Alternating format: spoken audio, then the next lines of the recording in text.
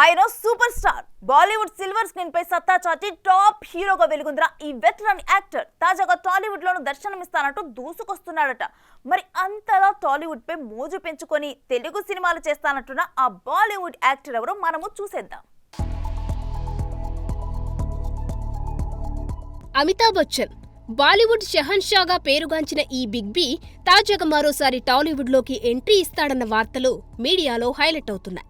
అప్పుడెప్పుడో అమృత వర్షం మనమంటూ అతిథి పాత్రలో తలుక్కుమన్న ఈ స్టార్ హీరో తాజాగా కల్కి సినిమాలో దర్శనమిచ్చిన సంగతి తెలిసిందే. అయితే తాజాగా వస్తున్న సమాచారం ప్రకారం అనిల్ రావిపూడి, వెంకటేష్ కాంబోలో సంక్రాంతికి వస్తున్న సినిమాలో బిగ్ బి కీలక పాత్రలో కనిపించనున్నట్టు తెలుస్తుంది.